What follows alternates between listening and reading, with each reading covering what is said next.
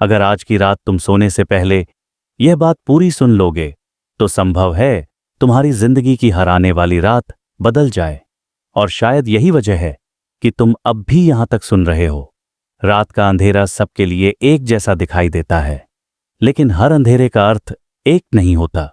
कोई अंधेरे को भय मानता है, कोई थकान का अंत, कोई दिन भर की हार का बोझ। लेकिन कुछ लोग ऐसे भी होते हैं जिनके लिए रात का अंधेरा भीतर उतरने का द्वार होता है।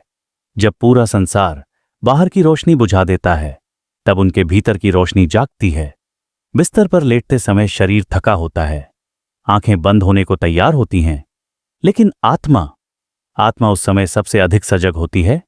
वही क्षण होता है जब आत्मा पूछती है, आज तुम किस भाव के साथ सोने जा रहे हो। दिन भर की आपाधापी में मन इतना उलझा रहता है कि हमें यह एहसास ही नहीं होता कि हम कब भीतर से खाली हो गए। काम, जिम्मेदारियां, रिश्ते, अपेक्षाएं, सब कुछ मिलकर मन को बोझिल बना देते हैं। और फिर जब रात आती है, शरीर तो बिस्तर पर गिर जाता है, लेकिन मन अभी भी दौड़ रहा होता है। वही अधूरी बातें, वही अनकहे शब्द, वही डर, वही चिंता।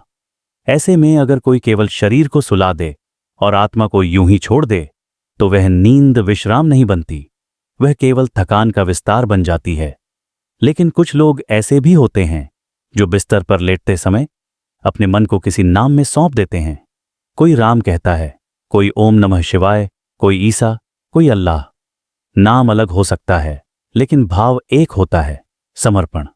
जब वह व्यक्ति धीरे धीरे उस नाम को अपने श्वास के साथ जोड़ता है, जब हर सांस के भीतर वही नाम उतरता है, तब वह केवल सो नहीं रहा होता, वह एक यात्रा पर निकल पड़ता है। एक ऐसी यात्रा जहां शरीर विश्राम करता है और आत्मा जागती है। यह कोई कल्पना नहीं है, यह वह अनुभव है जिसे हजारों वर्षों से साधकों ने जिया है। परमहंसा योगानंद ने कहा था, जैसे बीज मिट्टी के अंधेरे में दबकर अंकुर बनता है, वैसे ही रात को सोने से पहले किया गया नाम जप आत्मा में प्रकाश का बीज बो देता है। बाहर से देखने वाला केवल अंधेरा देखता है, लेकिन भीतर एक नई रोशनी जन्म ले रही होती है। आज जरा ध्यान से सुनना, बहुत ध्यान से, क्योंकि यह केवल एक आध्यात्मिक बात नहीं है, यह चेतावनी भी है। जो लोग रात को मोबाइल की रोशनी में आंखें जलाकर सोते हैं, जिनके हाथ में आखिरी समय तक स्क्रीन होती है, जिनका मन चिंता की गठरी सिरहाने रखकर सोता है, उनकी नींद भी अशांत होती है, उनके सपनों में भी शोर होता है। और जो लोग ईश्वर का नाम लेते हुए अपनी चेतना को उसके चरणों में रखकर सोते हैं, उनके सपनों में शांति उतरती है, दिव्यता उतरती है। कभी गौर किया है, अगर आप किसी से नाराज होकर सोयो तो रात भर वही चेहरा, वही बात पीछा करती रहती है। अगर मन में डर हो तो नींद भी डरावनी हो जाती है। तो सोचिए, अगर आखिरी विचार वही परम शक्ति हो जिसकी गोद में यह पूरा ब्रह्मांड विश्राम करता है, तो वह नींद कैसी होगी? वह नींद नहीं होगी, वह मौन साधना होगी। डिवाइन मंथन की इस यात्रा में आज जो रहस्य मैं तुम्हारे साथ साझा कर रहा हूं, वह साधारण नहीं है। रात को नाम जपते हुए सोना केवल एक आदत नहीं है, यह आत्मा को प्रशिक्षित करने की प्रक्रिया है। यह चेतना को दिशा देने का कार्य है। यह हर रात अपने भीतर यह घोषणा करना है कि मैं संसार के शोर से ज्यादा ईश्वर की शांति को चुनता हूं। विज्ञान कहता है कि सोने से पहले का आखिरी विचार पूरे 8 घंटे तक अवचेतन मन पर हावी रहता है, और अध्यात्म कहता है कि वही विचार आत्मा की दिशा तय करता है। अब सोचिए, अगर हर रात सोने से पहले ईश्वर का नाम ही आपका अंतिम विचार हो, तो आपकी आत्मा किस दिशा में जाएगी, किस ऊर्जा में स्नान करेगी? बहुत से लोग कहते हैं, हमारे पास समय नहीं है, दिन भर की भागदौड़, काम, परिवार, थकान। लेकिन यही तो सबसे बड़ा भ्रम है। दिन में अगर समय नहीं मिला तो रात को मिलता है, जब सारी बत्तियां बुझ जाती हैं, जब बाहर का शोर थम जाता है, तब आपके पास कुछ अनमोल क्षण होते हैं अपने भीतर उतरने के। प्रश्न यह नहीं है कि आपके पास समय है या नहीं, प्रश्न यह है कि आप उस समय को किसे सौंपते हैं। क्या आप उस क्षण को मोबाइल को देंगे? क्या आप उसे चिंता को देंगे, या आप उसे ईश्वर को सौंपेंगे? डिवाइन मंथन आज आपसे यही प्रश्न पूछ रहा है। नींद छोटी मृत्यु है। हर रात हम थोड़ी देर के लिए इस संसार से विदा लेते हैं, और जिस भाव में हम सोते हैं उसी भाव में हमारी चेतना डूबती है। यही कारण है कि शास्त्र कहते हैं, जैसी मृत्यु वैसी गति, और हर रात की नींद उसी अंतिम यात्रा की एक रिहर्सल होती है। अगर आप हर रात ईश्वर का नाम लेकर सोते हैं तो मृत्यु भी भय नहीं बनती, वह भी एक परिचित द्वार बन जाती है। एक साधक की आत्मकथा में लिखा है, जब वह रात को नाम जप करते करते सोया तो उसने स्वप्न में अपने गुरु को देखा। गुरु ने उसके माथे पर हाथ रखा और कहा, आज तुमने सच में मुझे अपने हृदय में बुलाया। यह कहानी नहीं है, यह अनुभव है, और ऐसे अनुभव उन्हीं को मिलते हैं जो नाम को केवल बोलते नहीं, जीते हैं। सुबह बिना अलार्म के आंख खुलना, भीतर अकारण शांति का होना, मन का हल्का होना, ये सब संयोग नहीं है, ये संकेत हैं कि आपकी आत्मा ने रात को विश्राम पाया है। और ध्यान रहे, नाम जप कोई यांत्रिक प्रक्रिया नहीं है, यह होठों का शोर नहीं, हृदय की पुकार है। यह उस बच्चे की आवाज है जो मां की गोद ढूंढ रहा है। अगर आप यहां तक सुन रहे हैं तो एक बात कहना जरूरी है, ऐसे गहरे रहस्य हर जगह नहीं मिलते, क्योंकि आगे की यात्राएं और भी गहरी होने वाली हैं। बहुत लोग कहते हैं, हम रोज नाम लेते हैं फिर भी कुछ नहीं बदलता। लेकिन सवाल यह है कि क्या आपने नाम को भीतर महसूस किया? क्या आपने धैर्य रखा? हर बीज तुरंत अंकुर नहीं बनता। कुछ बीज अंधेरे में समय मांगते हैं, लेकिन एक बार जब अंकुर फूटता है तो कोई उसे रोक नहीं सकता। हर मंत्र एक कंपन है। ओम की ध्वनि रीढ़ से सहस्त्रार तक ऊर्जा को स्पर्श करती है। कल्पना कीजिए, अगर आप रोज उसी कंपन में सोए तो आपका पूरा अस्तित्व ही एक दिव्य वाद्य बन जाए। और सबसे सुंदर बात यह है कि इसके लिए न कोई खर्च है, न कोई दिखावा। बस लेटना है, आंखें बंद करनी हैं और नाम में डूब जाना है।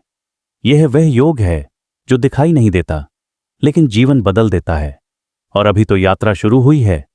जब कोई व्यक्ति रात को नाम जप करते हुए सोता है तो वह केवल नींद की गोद में नहीं जाता, वह चेतना की परतों से होकर गुजरता है। सामान्य मनुष्य भी हर रात 3 अवस्थाओं से गुजरता है, जागृत, स्वप्न और सुषुप्ति। फर्क सिर्फ इतना है कि सामान्य व्यक्ति को इसका कोई होश नहीं होता, वह इन अवस्थाओं से अनजाने में फिसल जाता है। लेकिन जो साधक नाम में स्थिर रहता है, उसकी यात्रा अलग हो जाती है। उसकी चेतना इन अवस्थाओं को छूती नहीं, बल्कि उन्हें पार करने लगती है। जागृत अवस्था में शरीर और मन बाहर की दुनिया से जुड़े होते हैं। स्वप्न अवस्था में शरीर विश्राम करता है, लेकिन मन अपनी ही बनाई दुनिया में विचरण करता है। सुषुप्ति में विचार भी लुप्त हो जाते हैं, केवल अस्तित्व रह जाता है। अधिकांश लोग यहीं तक पहुंच पाते हैं, लेकिन शास्त्र कहते हैं कि इन तीनों के पार एक चौथी अवस्था है, तुरीय। वही अवस्था है जहां आत्मा परमात्मा की उपस्थिति को प्रत्यक्ष अनुभव करने लगती है। और आश्चर्य की बात यह है कि इस अवस्था में पहुंचने के लिए हमेशा कठिन तपस्या की आवश्यकता नहीं होती। कभी कभी केवल एक सरल आदत, रात को नाम जप करते हुए सोना, ही पर्याप्त होता है। जब आप नाम लेते लेते सोते हैं तो आपका मन धीरे धीरे विचारों से मुक्त होने लगता है। विचार कम होते जाते हैं, लेकिन चेतना बनी रहती है। यही वह बिंदु है जहां योग शुरू होता है। शरीर सो रहा होता है, लेकिन भीतर कोई जाग रहा होता है। आपने कभी अनुभव किया होगा, रात के किसी पहर अचानक आंख खुल जाना, बिना किसी कारण, न डर न बेचैनी, बस एक अजीब सी शांति। शरीर हल्का लगता है, मन शांत होता है। वह क्षण साधारण नहीं होता, वह आत्मा और ब्रह्म के बीच हुआ एक मौन संवाद होता है। इसी अवस्था से स्वप्न योग जन्म लेता है। स्वप्न योग वह विद्या है जिसमें साधक अपने स्वप्नों को भ्रम नहीं बल्कि संदेश मानता है। क्योंकि जब मन नाम जप से शुद्ध हो जाता है तो स्वप्न भी उसी शुद्धता से जन्म लेते हैं। ऐसे स्वप्न केवल मन की कल्पना नहीं होते, वे अवचेतन और दिव्य चेतना के बीच बने पुल होते हैं। कई साधकों ने अनुभव किया है कि उन्हें स्वप्न में अपने गुरु के दर्शन हुए, कभी किसी चेतावनी के संकेत मिले, कभी भविष्य की दिशा का आभास हुआ। परमहंसा योगानंद कहा करते थे, स्वप्न केवल मन का खेल नहीं है, वे आत्मा की भाषा हैं। जब आत्मा जागृत होती है और मन शांत होता है, तब स्वप्नों के माध्यम से ईश्वर संकेत देता है। लेकिन दुर्भाग्य से अधिकांश लोग सुबह उठते ही स्वप्नों को भुला देते हैं। वे उन्हें महत्व नहीं देते। जबकि साधक हर स्वप्न को सुनता है, महसूस करता है और समझने का प्रयास करता है। नाम जप के साथ सोने की सबसे बड़ी विशेषता यह है कि यह आपके अवचेतन मन को संस्कारित करता है। दिन में हम जो भी करते हैं वह चेतन स्तर पर होता है, लेकिन रात को जो विचार हम लेकर सोते हैं वही अवचेतन में गहरे उतर जाते हैं, और वही अवचेतन धीरे धीरे हमारे स्वभाव, हमारे निर्णय, हमारे व्यवहार को बदल देता है। इसलिए जो व्यक्ति हर रात ईश्वर का नाम लेकर सोता है, उसके भीतर परिवर्तन अपने आप होने लगता है। वह कम क्रोधित होता है, अधिक धैर्यवान होता है, उसके भीतर एक स्थायी शांति बसने लगती है। यह परिवर्तन अचानक नहीं दिखता, यह चुपचाप होता है। जैसे नदी पत्थर को एक दिन में नहीं घिसती, लेकिन लगातार बहाव से उसे आकार दे देती है, वैसे ही नाम जप की यह रात्रि साधना आत्मा को धीरे धीरे तराशती है। कई साधक बताते हैं कि कुछ महीनों बाद उन्हें स्वयं पर आश्चर्य होने लगा। जो बातें पहले उन्हें विचलित कर देती थीं, अब उनका असर कम हो गया। जो रिश्ते बोझ लगते थे, उनमें सहजता आ गई, और सबसे बड़ी बात, ईश्वर के प्रति एक स्वाभाविक आकर्षण पैदा हो गया। नाम केवल ध्वनि नहीं है, नाम ऊर्जा है। हर नाम का अपना कंपन होता है। ओम की ध्वनि शांति और विस्तार लाती है। राम का नाम स्थिरता और मर्यादा देता है। नमः शिवाय भीतर की अशुद्धियों को जलाता है। ईसा का स्मरण प्रेम और करुणा को जगाता है। इसलिए यह जरूरी है कि आप वही नाम चुनें जो आपके हृदय को छुए, जिसे लेते समय आपको प्रयास न करना पड़े, जो सांसों के साथ सहज रूप से बहने लगे। रात को बिस्तर पर लेटकर जब आप आंखें बंद करें तो पहले अपनी सांसों को महसूस करें। गहरी सांस लें, धीरे छोड़ें, और फिर हर सांस के साथ नाम को जोड़ दें। जोर से नहीं, मन ही मन।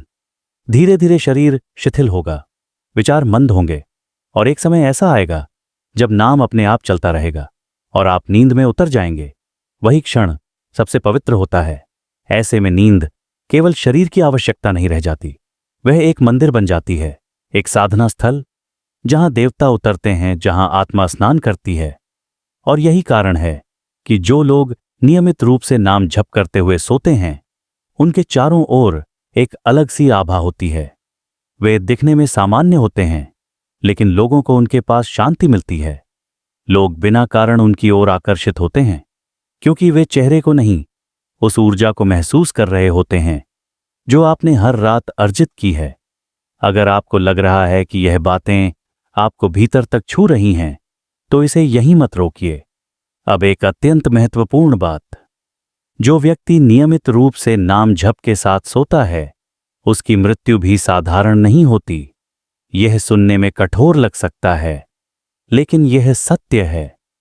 जिस भाव में हम रोज सोते हैं, वही भाव हमारी अंतिम यात्रा की तैयारी करता है। अब तक तुम समझ चुके हो कि रात को नाम जप करते हुए सोना कोई साधारण आदत नहीं है। यह एक गुप्त साधना है जो बिना शोर किए आत्मा को गढ़ती है।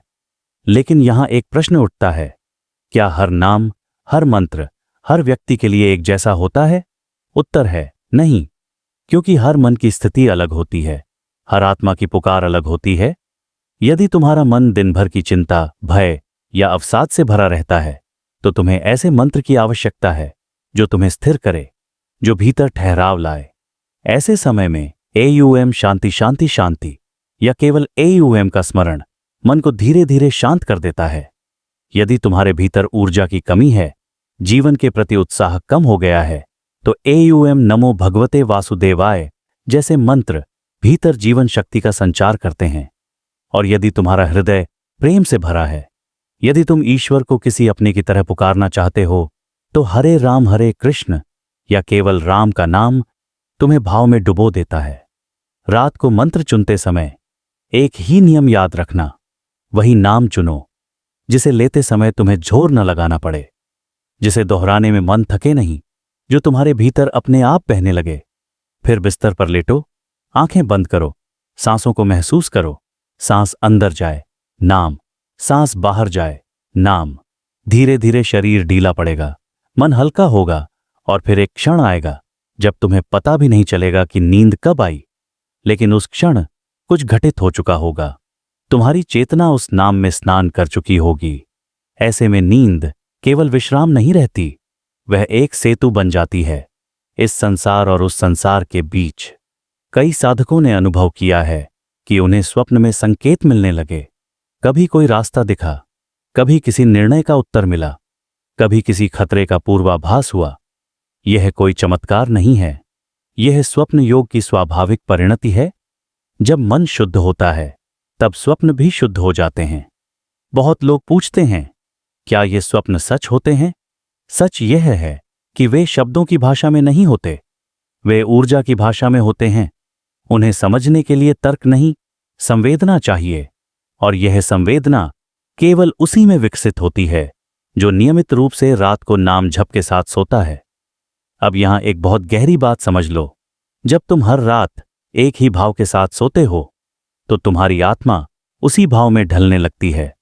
जैसे मिट्टी बार बार पानी पाने से नरम हो जाती है, वैसे ही चेतना बार बार ईश्वर स्मरण से कोमल हो जाती है।